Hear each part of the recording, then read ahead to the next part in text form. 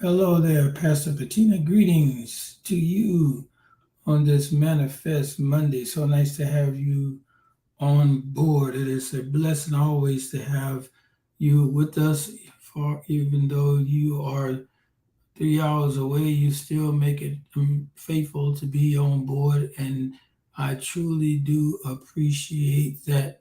I'm just trying to get everything here together so I can see everybody. I'm missing one connection.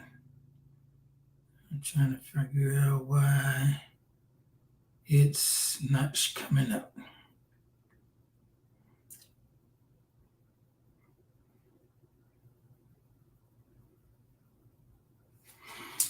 All right, here we go. We got everybody going now.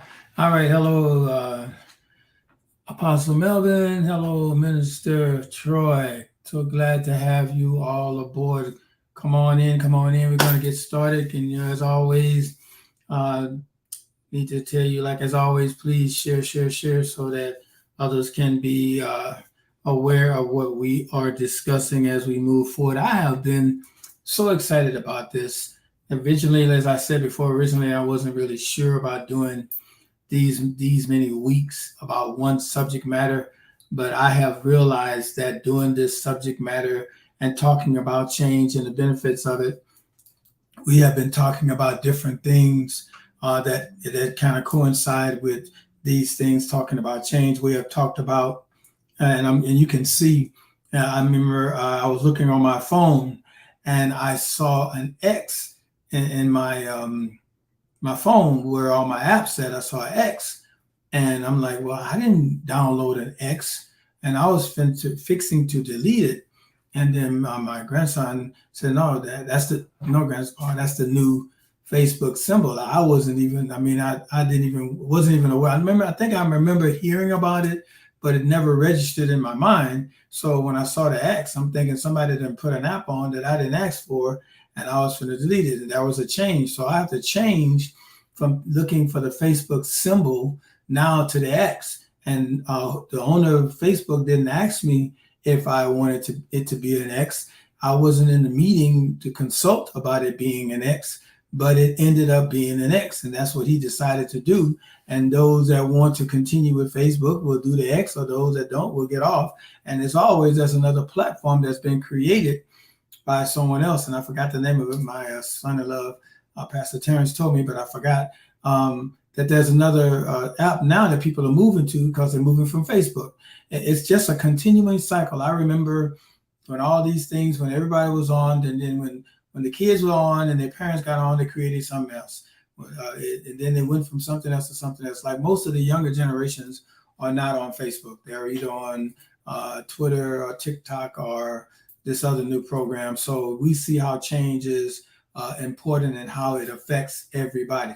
So today I want to talk to you. You can see in the box, we're going to talk about reacting to change versus to responding to change.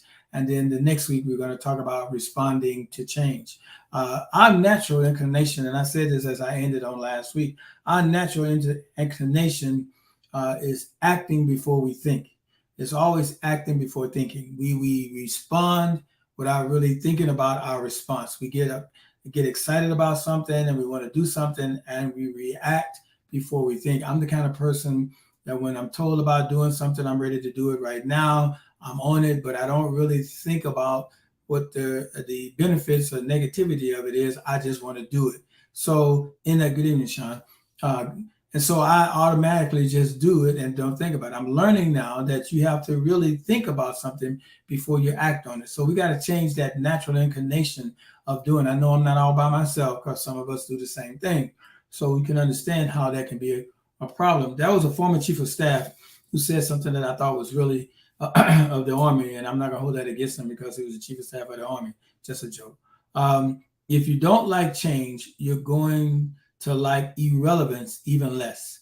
If you don't like change, you're going to like irrelevance even less. So irrelevance, inapplicable, not important, not being considered, like with the X for Facebook.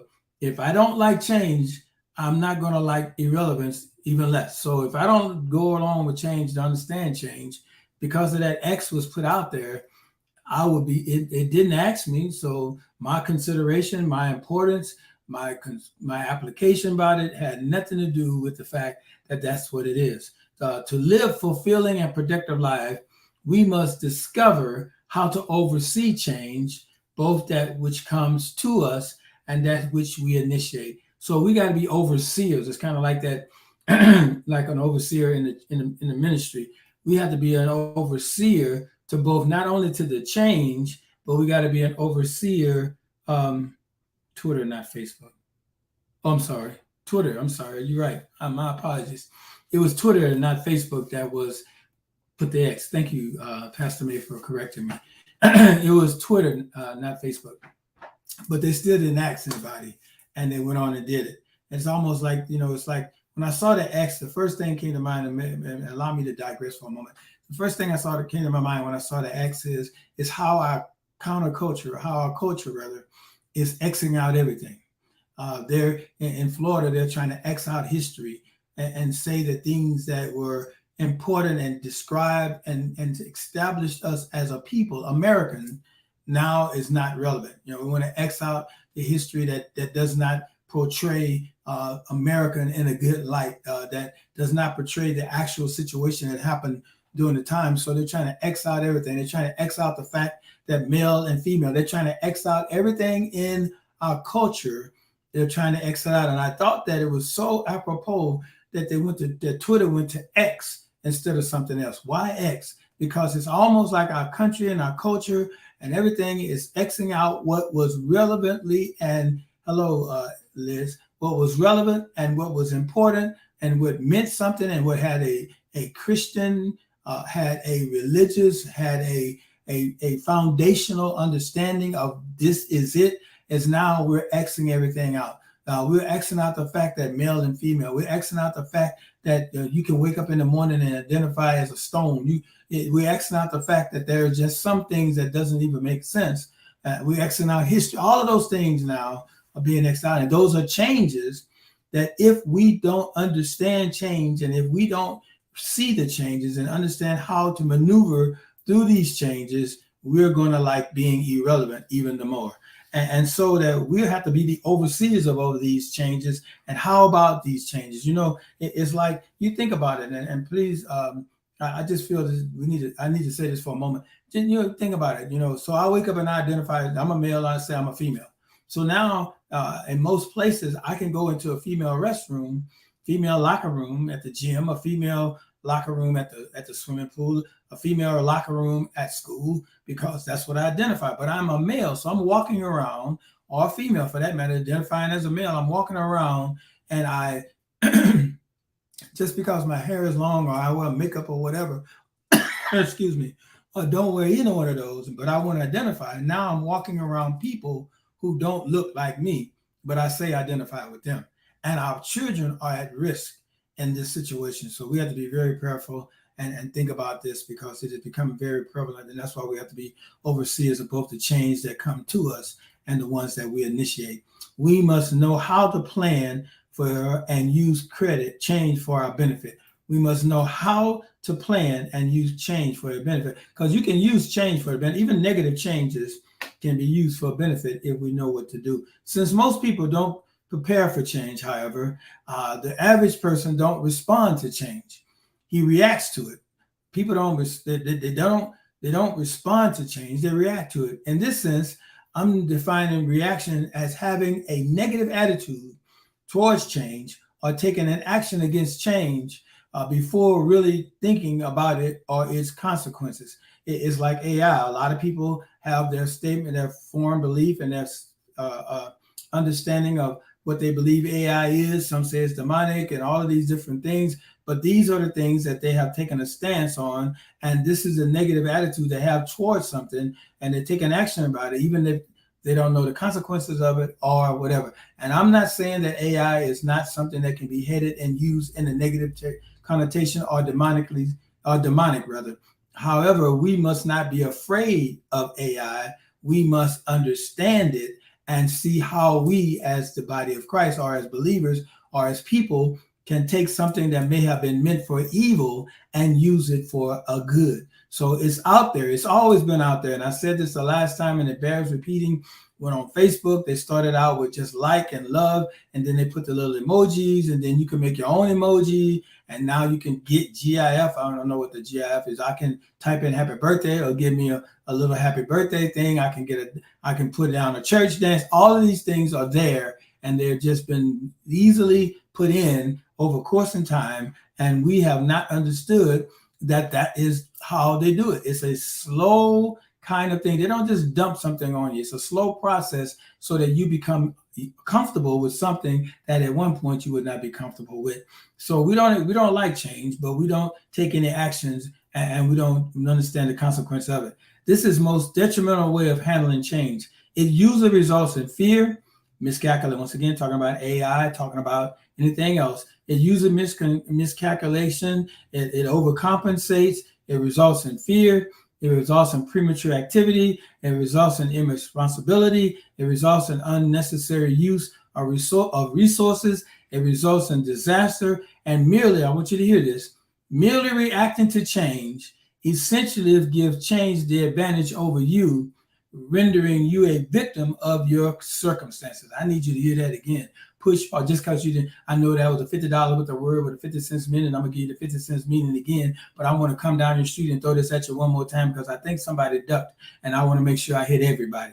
So I'm gonna use a shotgun blast so that all the pellets can get out and hit. Here we go. Merely reacting to change. Listen, essentially, merely reacting to change essentially gives change the advantage over you and rendering you a victim of your circumstances. So when I just react to it, and essentially I'm giving the change advantage over me, and now I become a victim of my circumstances. That is so profound right there. You can learn to be stronger than what happens to you when unexpected changes occur. You can learn to be stronger from what happens to you when unexpected changes occur.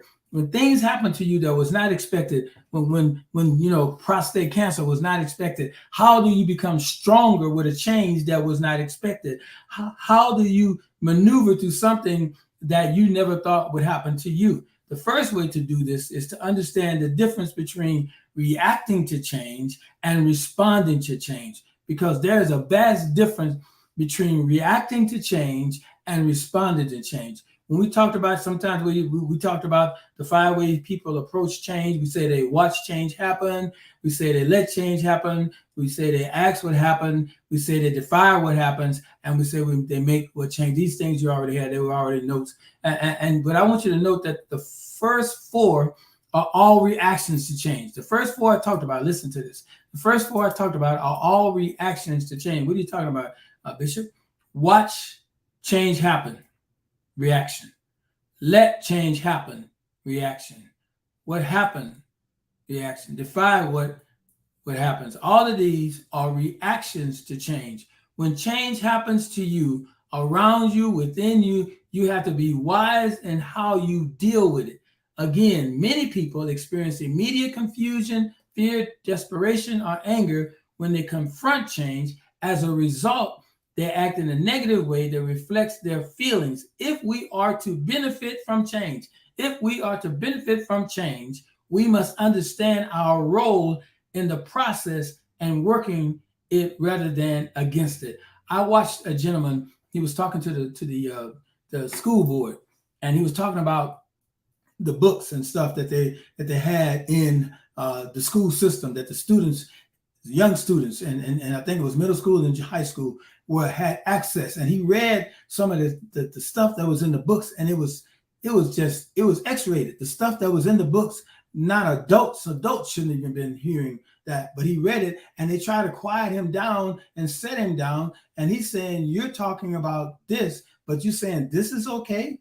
This is okay for our children to be able to have access to, rather than some things that are good. And then, like, once again, he didn't come at them with anger. He read for what was there, the changes that they had made. He read to them. So he wasn't reacting negatively to it. He was responding in a way that showed that he read about it, he thought about it, he presented it to them in a way in which they, even though it was a good way, even though what he was saying was relevant and important, they refused to hear, because people who don't want to receive will always shut you down. They will always use the "you're out of order" card, or "you're being disruptive," whatever. But it's things that they put in the library system that he was against. In fact, in no ignoring change, because he didn't ignore it.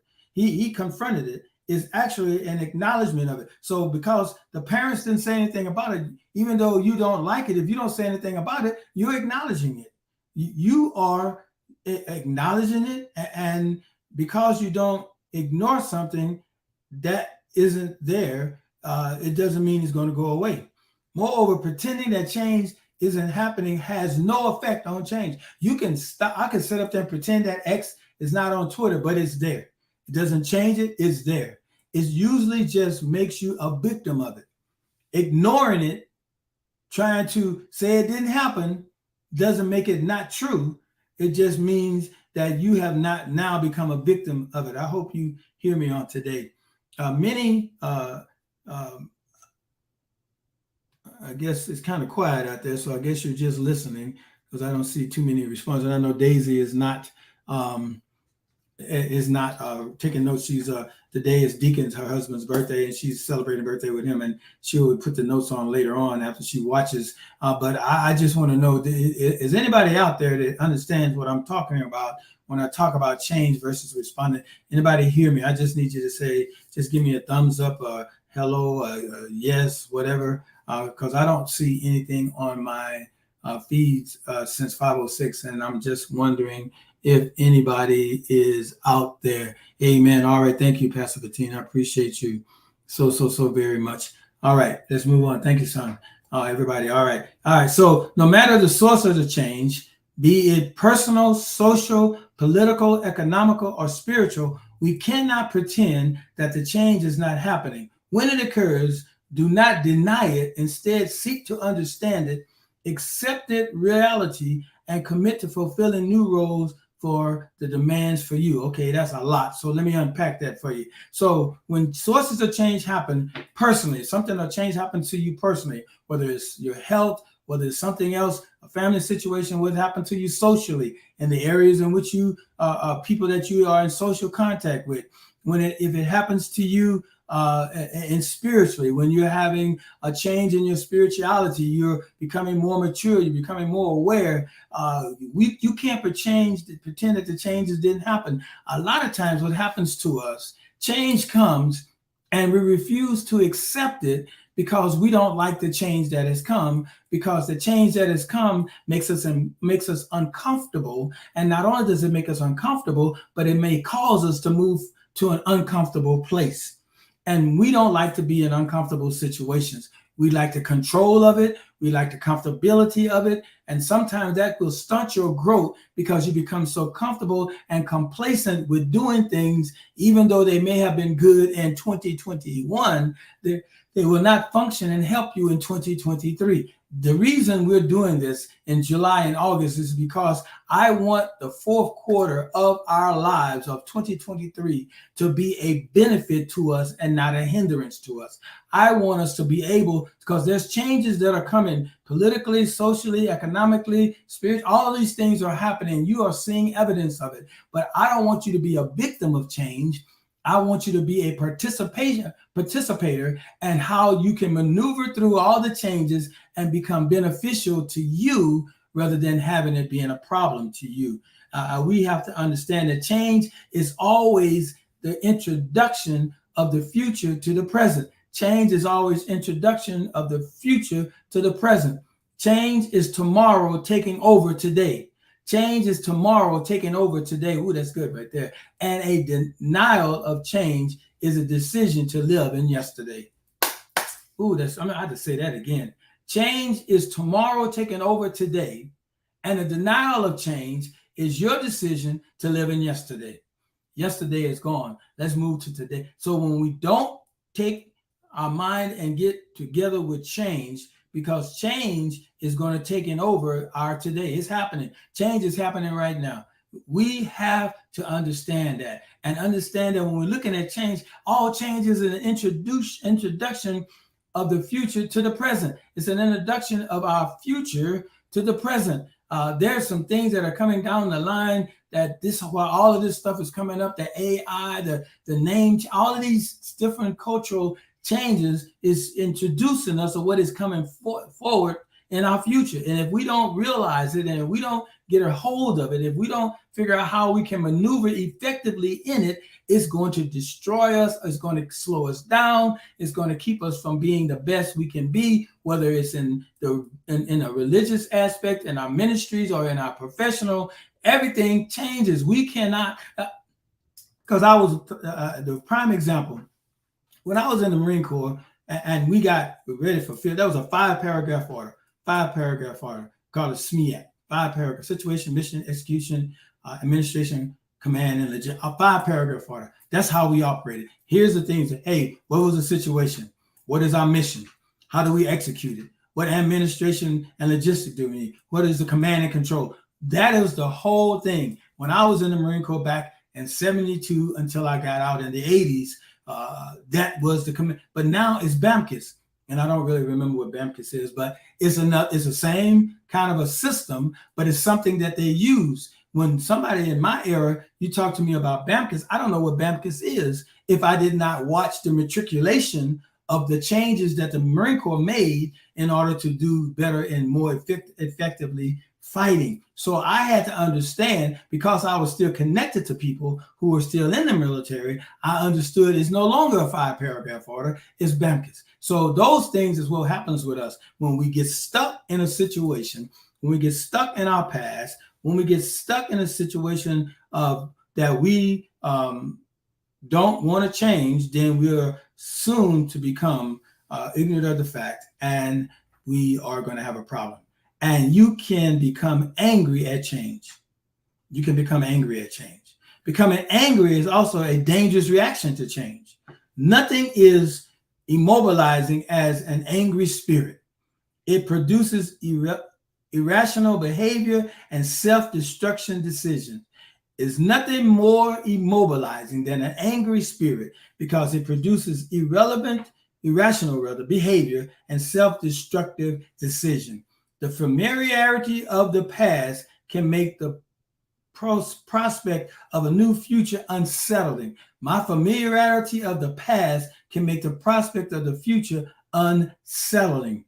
Okay, BAMCIS, begin planning, arrange for reconnaissance, make reconnaissance, complete the plan, and issue the order and supervise. Now listen to that. Okay, BAMCIS, and I'm gonna probably end with this, but because this is, I think I covered everything we need to. If I don't, I'll go back and cover something else. But listen, I want to make this parallel, show you about change. So I said, when I was in, it was SMEAC: situation, mission, execution, administration and logistics, command and control. All right, let's look at BAMCIS. BAMCIS is now 6 instead of 5. Okay, beginning planning, situation, arrange reconnaissance, execution, make reconnaissance. We're still talking about execute. Then we come and complete the plan, administration and logistics, issue the order, command and control, supervise, command and control. It's the same type of system, but it's now done in a different way. There's still situations, there's still mission, there's still execution and command, execution. There's still administration and logistics. There's still command and control. All of that is still relevant, but now it's in a new package because we're in a new situation.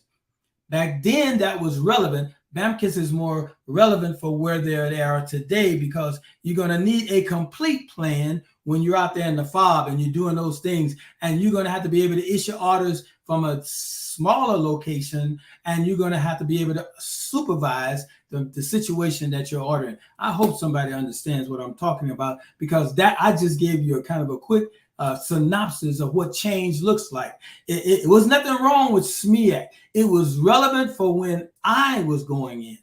BAMCIS is relevant now. So the change was necessary. So you can't take a 1972, a 1950, a 1960 person in the Marine Corps and put them today in BAMCAs, and they don't understand because they didn't keep connected with the changes and understand the changes. They're going to fight it. They're going to consider it old. They're going to be stuck because they're not willing to make the change because they don't understand the importance. That's why it's important for you to understand that you can adjust to and accommodate to change. You're adjusting to change, accommodating. Eventually, change means to eventually, inevitably rather, change means you are aware that if you don't do something, the change will have a permanent effect and impact on you. And it may be one that is detrimental to you. The person using the SMEAC and the BAMCAs again, the person who has stuck on SMEAC will always be confused when they look at the BAMCAs because they're stuck in an old type paradigm. Don't be stuck in an old type paradigm and not willing to make the shift. You're going to have to make a paradigm shift in this season. In other words, what I'm trying to tell you, change is inevitable. Change is going to happen. So what do we do with the change? And I'm going to close with this. Since life involves a continual series of transitions, life continual charge of change. I remember at 18, I didn't know what arthritis was or anything like that. Now I'm dealing with not severe rheumatoid arthritis, but I'm dealing with arthritis. I'm dealing with arthritis in my ankle. I'm dealing with arthritis in my knees. I'm dealing with arthritis in my arm, my hands sometimes. And I'm dealing with arthritis in my foot. But I did not have those symptoms before. But as I transitioned to become older, these symptoms that did not exist before now are existing now. If I don't know how to make the transition, and if I don't prepare for the transition, what do I need to do differently? How do I mitigate some of the issues dealing with arthritis? How can I mitigate some of the situations that arthritis may cause? I need to understand that, and I need to be prepared to respond to arthritis. Do you understand what I'm saying? You got to be able to respond to the situation and the change. If you react you are a victim. If you respond, you are a victor. When you react to change, you become a victim. When you respond to change, you become a victor. If you react to change, change leads your life. If you respond to change, you lead change in your life. Let me say that again. If you react to change, change leads your life. If you respond to change, you lead change in your life.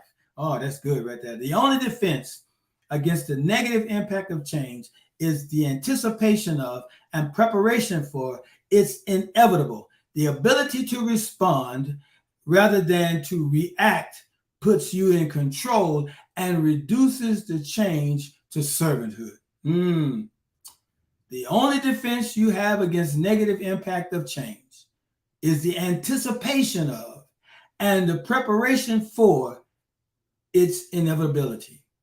The ability to respond rather than to react puts you in control and reduces change to servanthood. Responding to change gives you the ability to use change for your benefit. When you respond to change rather than reacting to change, it gives you the ability now to use change for your benefit. Brian Tracy, a best-selling author and speaker, said this: resolve to be a master of change rather than a victim of change. Oh, that's good. Resolve right now as we conclude this session and as we move next week to talk about responding to change, knowing that we got to prepare for the unexpected and initiate some purpose. We're going to talk about preparing for the unexpected and initiating purpose as we talk about responding to change. But I wanted that ending right there by Brian Tracy, a best-selling author and speaker and a business consultant. He said this: resolve to be a master of change rather than a victim of change. I'm doing this. I'm putting this out there. I know it's kind of maybe sometimes not, it's not shouting and dancing. It's not hallelujah, but it's important that we sometimes slow down and teach and learn so that you can teach and learn others. The whole part of this is so that you can have the wherewithal and the knowledge and ability to help change how you react to it. Then you can help people who are going through situations and circumstances and trying to deal with things. Hey, look, let me talk to you about this.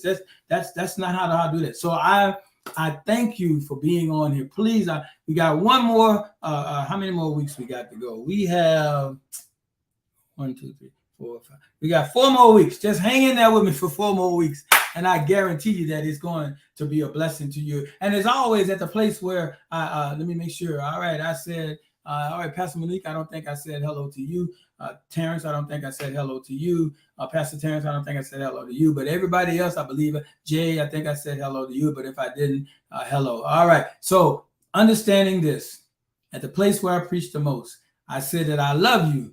And there's nothing that you can do about it. And as always, let's take the change and the benefit of it, and let's go to work and get it done. Love you guys. See you next week as we continue on in changes and the benefit of it on Manifest Monday. Love you.